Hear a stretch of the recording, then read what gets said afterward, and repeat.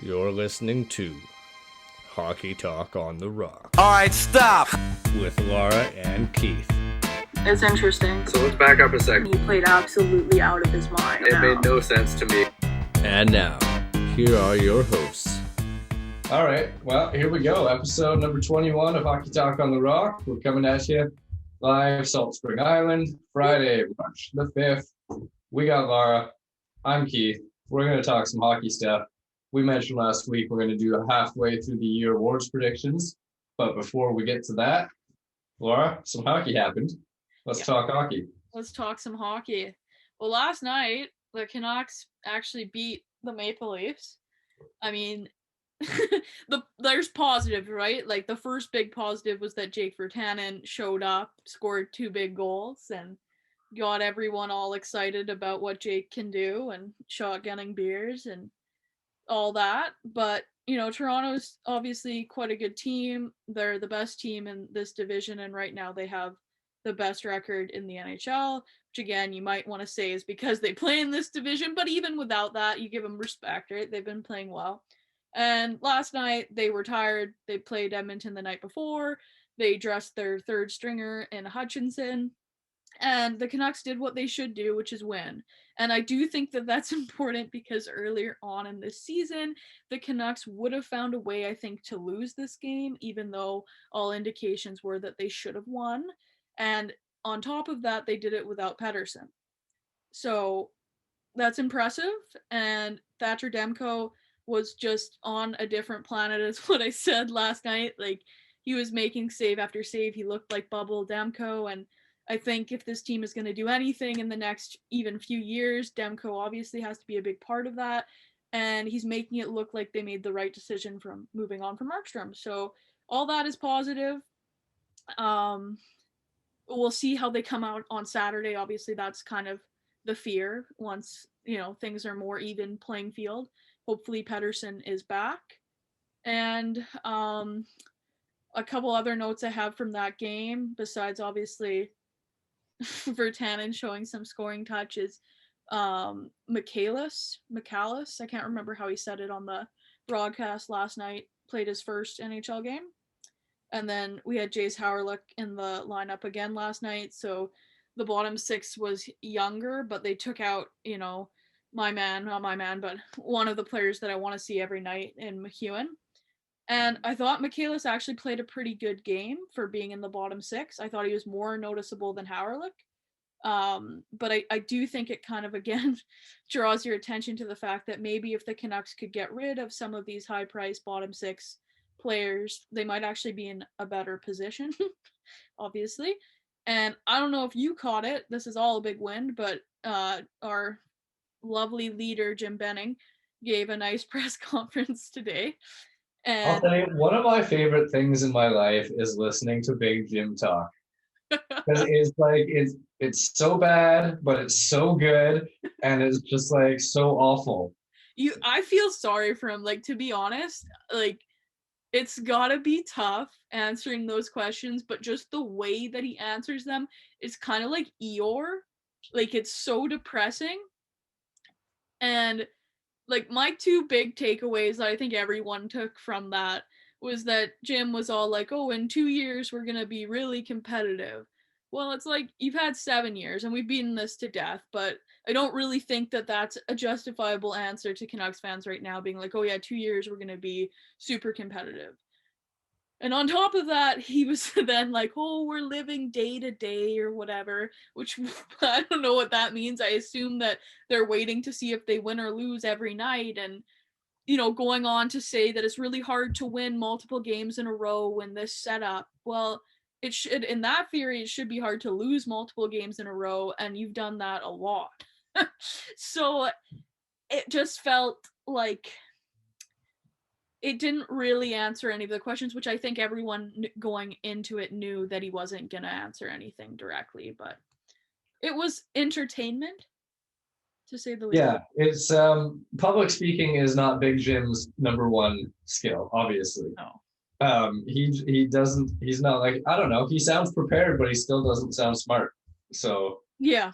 It is funny. I agree with you 100% that it is frustrating to know that last season, within a calendar year, he traded a first, a second, a third, and a highly touted prospect because they were in the position to go for it. But then to come out today and say, "Oh yeah, but now we're 2 years away." So why? Like, you obviously took a step back. Whose fault is that? Where's the accountability, right? So it kind of falls on him.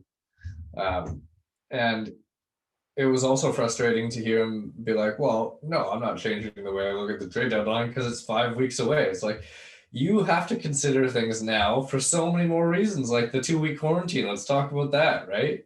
Yeah, like, again, I really hope that's just lip service and he is actually treating this trade deadline differently, because, again, like, there are two players for sure that I'd say you've got to move. Like, you have to find a way to move Sutter. If you have to retain salary, it's not that big a deal. It's just 1 year, right? So who cares? But you got to get something for Sutter, and I think they can. There'll be some, older GM that looks at his last name and he's a depth center and they'll be going for a run. I was going to say Pittsburgh off the top of my head, and then I just remembered that he came from Pittsburgh, but it's been so long. But there'll be someone that's going to be looking for center depth, and they'll see that last name and go, yeah, we'll take Brendan Sutter for, a fourth or something. But get something for him. I think they can get more than a fourth. You think so? Just because it's a deadline, like you say, his role as a centerman as well as a penalty killer for a playoff run. And the reason I say that is I think back to a couple of years ago when Antoine Vermette went to the Hawks from the Ducks for a first rounder. I mean, you can even look at Coleman a bit like that too. I know he obviously played a bigger role than what Sutter would to a team, but well, Barclay Goodrow, on the same note, he was another first round pick, and he, I would say, was less effective and impactful than Coleman, albeit a winger. So, I mean, that's the first one. And then the second one, I think, is Jordy Ben, because, again, depth defenseman, he's been playing all right. I think you can get something for him. And again, unless you're going to re-sign him, but I think that their priorities should be in re-signing, Pedersen and Hughes before they go around to anyone. And then the third person that gets to is then Tanner Pearson, who they're evidently interested in re-signing. And I go back and forth with Pearson because I do think that he plays a role on this team. Like, he fits well with this group. And as you said, it's been hard for them to adjust to so many departures. However, you just think about this offseason and you look at the quality of player that went for low or cheap, and you almost think, okay, if you don't want to keep Pearson, or if you do want to keep Pearson, you could trade him, give him a shot, give him a run somewhere, and then you could approach him in July, probably on the 4th day or 5th day or something, and get him for, dimes on the dollar kind of thing. Well, here's where I would disagree with you. And I would only disagree in the sense that I think they talked to him about that now. Both him and Edler. I would put him and Edler in a separate little group and say, hey, do you want to go on a run? And let's work out a deal to bring you back next year. Yeah. And we'll have all worked out now. So when we come to the summertime, we just put pen to paper. Right. And we can, if you're into it, go for a run somewhere. Big Jim addressed that today with Edler today, and said that he wasn't interested a few years ago and he didn't expect it to be any different. He's probably right. But Pearson would be intriguing to try and pull off something like that. And again, I don't think they're creative enough to pull it off, and it's not even that creative. Right? But it would be nice to see them, like you said, get something for those type of guys and then try to bring them back. But I really agree with your take on Ben, because like they're not going to be looking to add depth defensemen at this point. Like, I think they're going to be trying to develop the guys they got now. Yeah. And by the sounds of it, Rathbone could be coming up quicker than what they thought.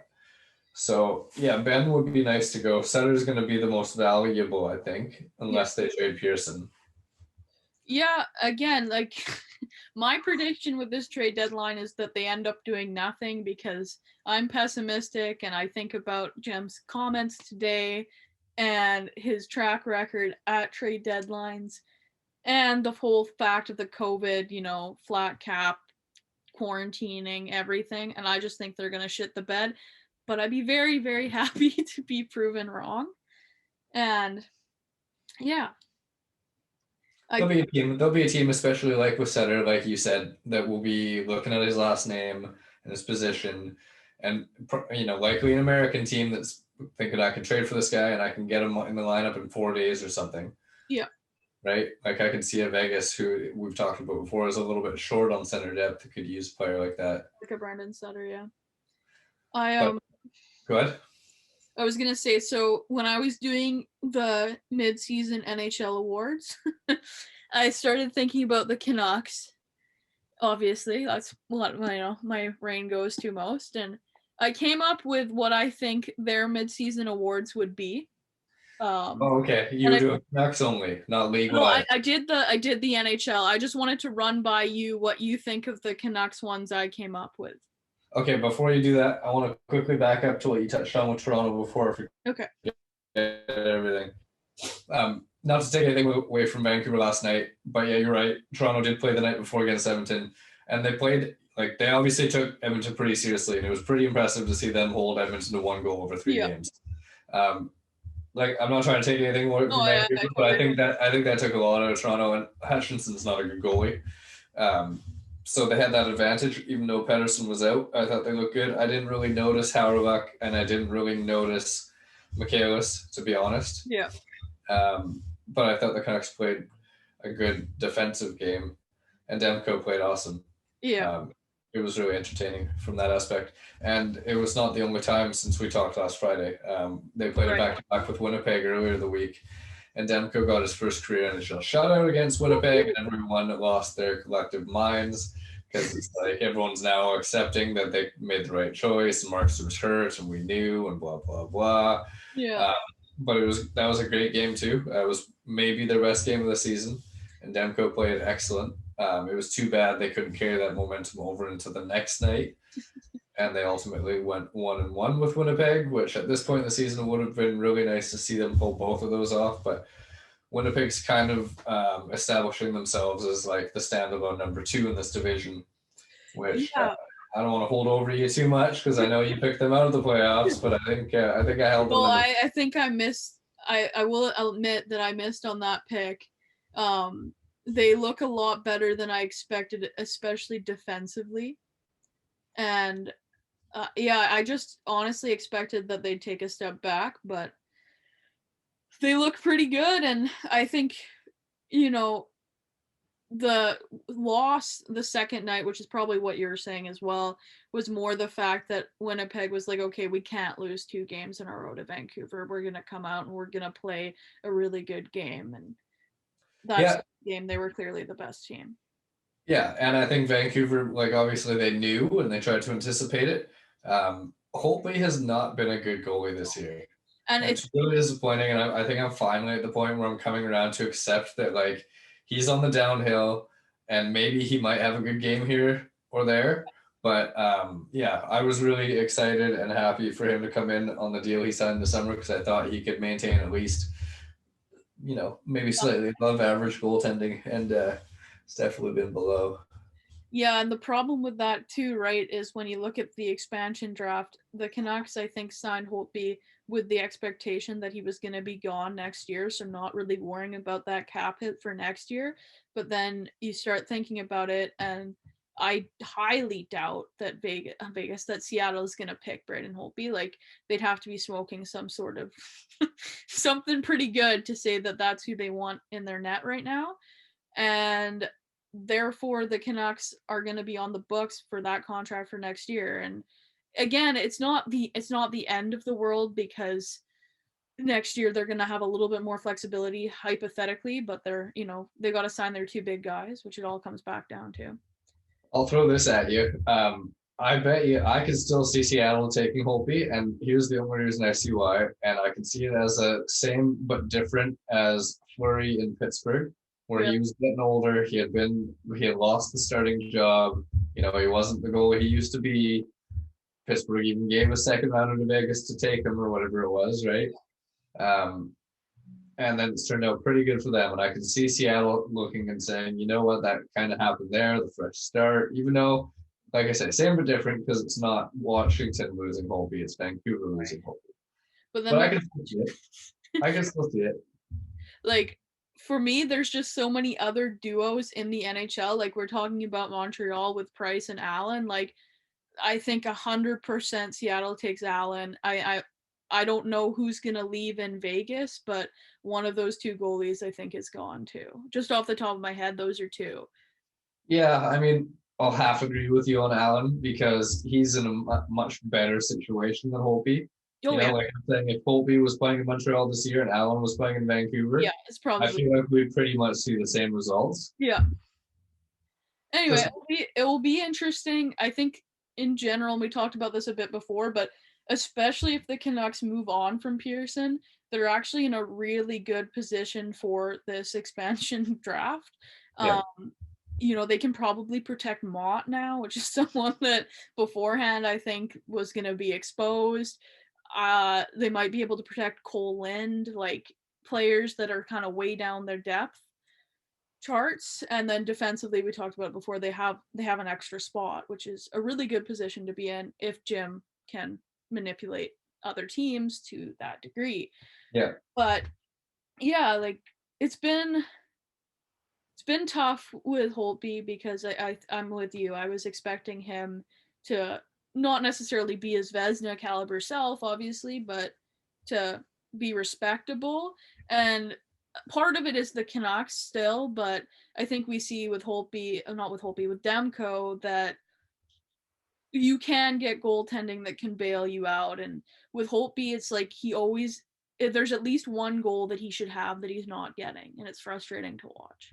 But I do think that Green made the right decision playing Holtby in that back-to-back. I know there's a lot of people that were pissed off after the Demko shutout, but he knew that these games with Toronto were coming up, and it was back-to-backs. Don't get Demko injured when you don't have to at this point in the season for this team. So I understand why he didn't play him.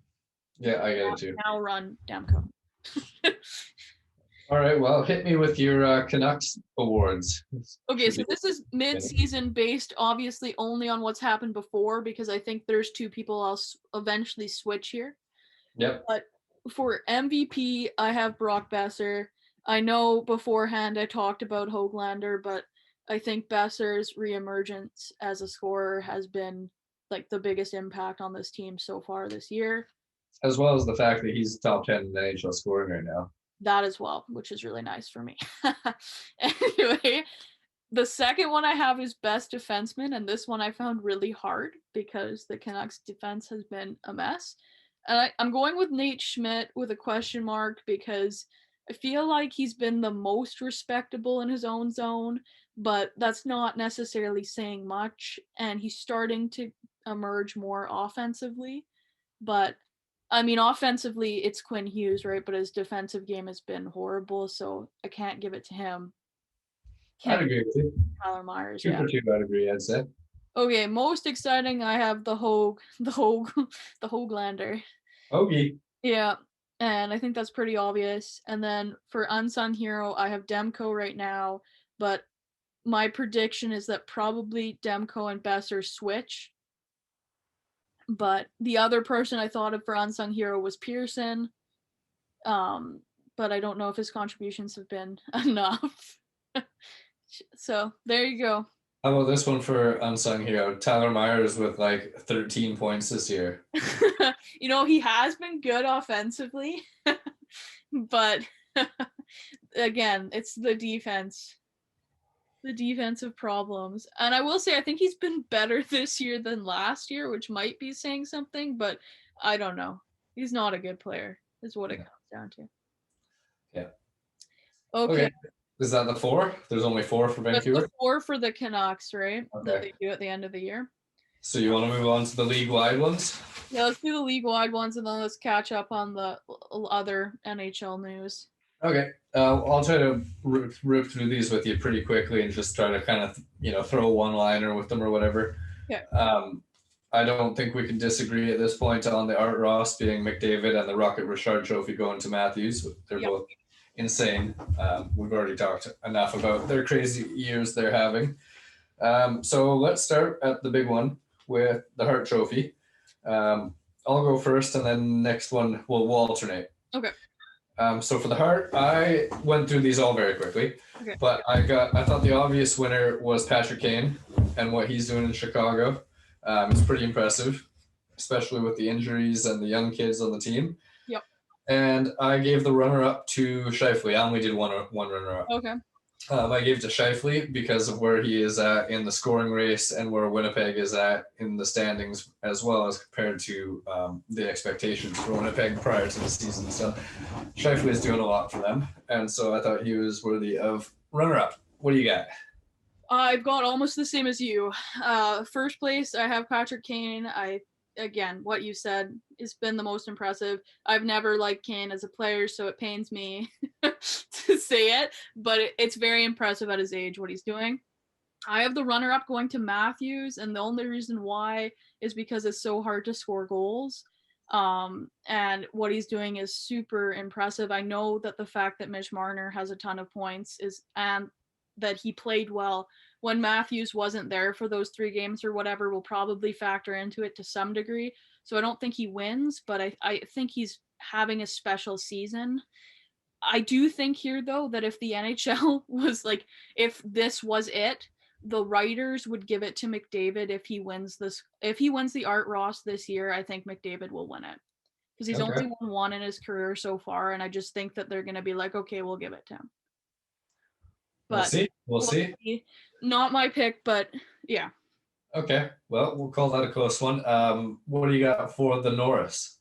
So the Norris I found quite hard, actually, and it's probably because the majority of games I've been watching have been in the North Division. But I think that Hedman, to me, is clear. Like, he's the clear-cut best defenseman in the NHL. He's having a really good offensive season. He's also playing all right defensively as he does. And I think in terms of the big names of defensemen out there, I couldn't really think of anyone playing better than him. But I will say this is one that I could have clearly missed someone. So, feel free to disagree with me. And then the runner-up, I put Makar ? Because I think he's also having a really good season. I know he's up there for takeaways, and he's also putting up points, but he's gotten hurt.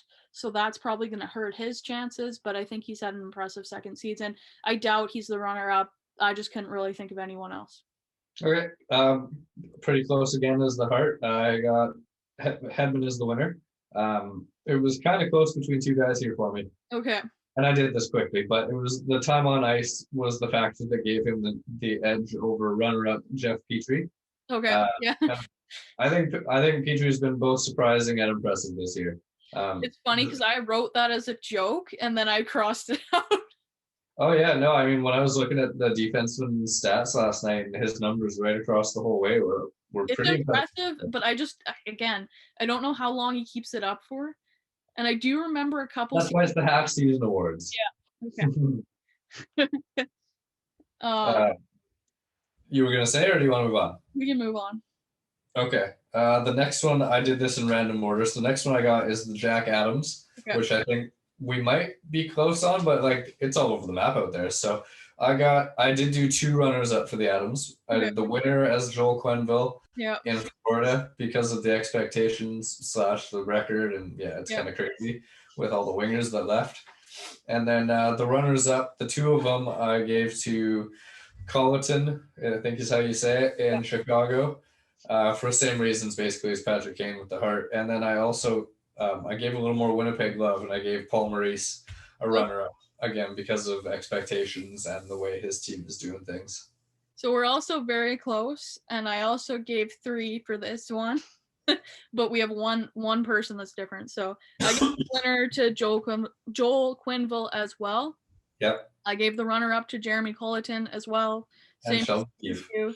And then I thought about what the NHL would do and who they usually give Jack Adams awards to, and it's usually either teams that do better than their expected or teams that just do really well. So I gave the last one to Peter DeBoer for Vegas. Oh, wow. I totally thought it was going to be Sheldon Keefe. No, I did think about it, but I don't know. I don't know if he's there yet. And yeah, we'll see. We'll see. Okay. Very close. I like it. Next one, I had the Lady Bing next. Oh, the Lady Bing. I didn't even do the Lady Bing. Okay. Sorry. You want a minute? Yeah, let me figure this out. But I think I Okay. can I'll probably. yak at you. Again, I went through these all very quickly. I gave the Lady Bing to Matthews Yeah. with his 4 penalty minutes, 31 points, and nearly 22 minutes of time on ice a game. Yeah. And I gave the runner-up to Barkov, who also has 4 penalty minutes, 25 points, but a minute less per game at 21 minutes a game. Okay. I'm fine with both of those because the first person that came to my head was Matthews. And Barkov seems legit. So I'll do it there. The only other one, I don't know what Huberdeau's numbers are at for penalty minutes, but that's the only other person I could think of off the top of my head. It was close. There was like in the top 10 for scoring. It was surprising how many guys had under 10 minutes in penalties. Right. Yeah. So next, you can go first on this one if you've got it. Selke. Yeah, I do have the Selke, and it's gonna look really similar to what we just talked about. So I gave the Selke to Matthews, and the only reason why I'm giving it to him is because I feel like it's usually kind of the runner-up Hart Trophy, and people are making a really big deal about his defensive play this year. So it's one of those things that maybe he doesn't win it this year. Maybe that's being overreacting or overestimating how they rank. But I think he'll get a nod. And then my runner-up is Stone. And again, it's just he's a very good defensive player. I might flip them in my head now because I think Stone's been nominated so many times, he'll probably get it. It's one of those things. And also it'd be cool to see a winger win the Selke for like the first time since, Lettinen. You're Lettinen, yeah. Yeah. I'm glad you said that because my winner I've got picked is Mitch Marner. Okay. Because he's a plus 17, over 22 minutes a game. I picked him over Matthews because he does play on the penalty kill as well as the power play. Yes. And he has a high number of takeaways, 34 points, 24 games. Nice. Runner-up for the Selke I gave to Barkov, more or less for the same reasons as Marner. He's plus 7, 21 minutes, penalty kill, power play, 25 points in 22 games. Yep.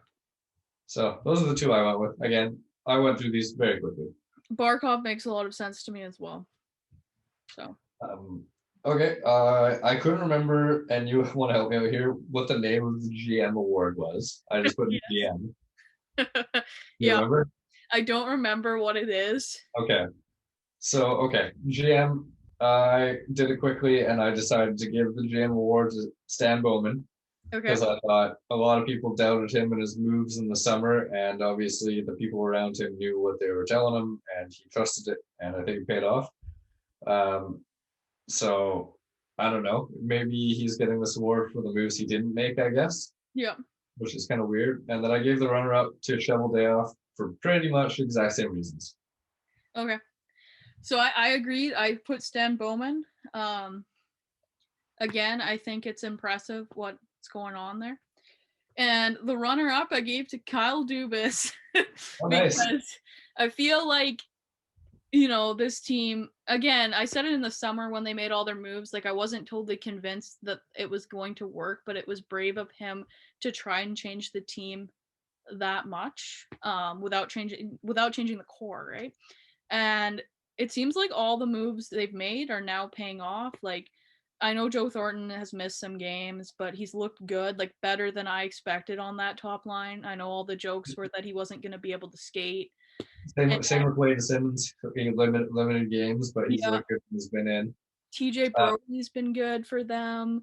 Like, basically all his additions seem to be working out. And I mean, I know this isn't this year, but Spezza now looks like way younger. He's played like on a different level again. So it's good to see and feel like someone on the Leafs needs to get some recognition. So yeah, it's true. I did have Dubas as my runner-up until I put a lot of weight into how Shovel Day Off navigated the Patrick Laine thing. Yep. Because he could have gotten a way worse return than he did based on the situation. Yeah. But okay, last one I'll throw to you for the Vezina. Vezina. So I have the winner being Marc-Andre Fleury. I think that it's impressive what he's done. It looked like he lost his starting job. He's taken it back. His goals against average is 1 point something. And I was going to write it down. and I know his save percentage is very high, and he's won a lot of games. So I think that he deserves the recognition. And then the runner-up, I have Vasilevsky. Again, it's probably like the boring answer, and I do think he gets a lot of help with the team that he plays for. But his numbers are also ridiculously good, so I'll give it to him. I had the exact same. Fleury and Vasilevsky's numbers, save percent, goals against average, wins, shutouts were by far the best two. And then I give it to Fleury based on his age because, what's Vasilevsky, 28 or something? Fleury's like 36. He's younger than that, but maybe I'm forgetting how old I am. That happens to me all the time. I'm like, how is this player this old? And I'm like, right. So yeah, no, that was very good. I think we should hold on to our predictions. Oh wait, we forgot one. The Calgary. Oh yeah, we didn't do the rookie, and I didn't write anything, so I'll just wait. I mean, I'm gonna go with Kaprizov. Gets it for me. Yeah, and then Lankinen would be the runner-up. That's what I have. My asterisk beside it is that I really feel like Tim Stützle is going to end up either first or second. He's starting to put up points now, and he looks really dangerous, and I just feel like he's going to creep in there. But based on this first half, yeah, it's Kaprizov, I think, hands down, and then Lankinen. You could make the argument for, but I think Kaprizov gets it. Agreed. Yeah. I'm glad I didn't do my work on that one because I feel like I didn't need to. Yeah, no, it's pretty straightforward. So outside of our sweet, award show, there's been some NHL news. Like, mainly I wrote down two things, which I'm pretty sure you know what they are. So the first one is that after me predicting when Jeff Ward was going to get fired incorrectly twice, I know. The Flames, after winning a game convincingly, decided that was the time they were going to fire him, and they replaced him with good old boy Daryl Sutter, which just conveniently farm boy who was already in Alberta. Immediately, and also he's signed to a 3-year extension, so it's not even like just till the end of the year. It's like, no, this is our guy. And it's funny, I mean, the only two coaches to be fired this year are both in the Canadian division, which I think speaks a lot to the pressure of playing in Canada specifically right now. Yeah. But I think everyone saw Jeff Ward getting fired coming. It was pretty obvious, and the Flames have a shot at getting back into this. I think they're 500 right now, so it makes sense that the timing that they do it now. I kind of predict that they'll probably get better for a bit and then they'll get worse. It will be very interesting to see him with those young guys. I don't think he's going to turn it around. That's my prediction. I think they'll end up missing, even though I predict them to make the playoffs before the season started. Yeah. So what I heard was they had already had Sutter in place before the bubble. Right. But because Jeff Ward came in last season after the Bill Peters debacle and actually got the team playing pretty good, and then they got into the playoffs in the bubble, they kind of felt obligated to give him an extension for the year because of what he produced with that core that they thought they were done with. Right. But before the bubble happened and after he stepped in for the end of the season, apparently they had already had Daryl Sutter lined up and were waiting for something to happen. So I think that's why it happened as quickly as it did. I don't know. Yeah, I thought, again, interesting timing, but not a surprising outcome. It wouldn't surprise me if they did have him. It is, to me, it's just hilarious how much the Flames go back to the Sutters. Yeah, it's weird, hey? They can't move on from them or something.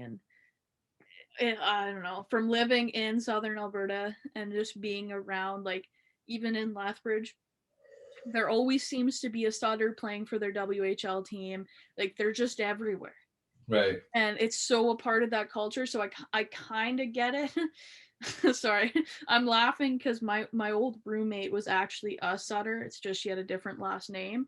And I used to always joke with her about it. So now I'm starting to think about that. But yeah, they're everywhere. And that province or that part of the province is obsessed with them. So we'll see how he goes.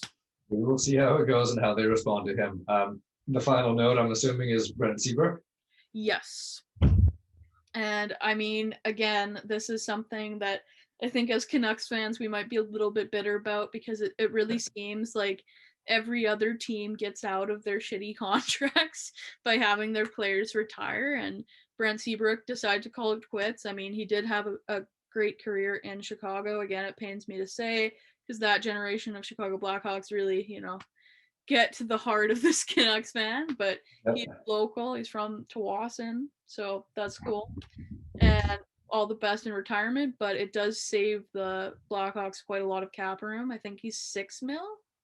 Something like that. They paid him way too much for what he had done in the past, kind of thing. Yeah.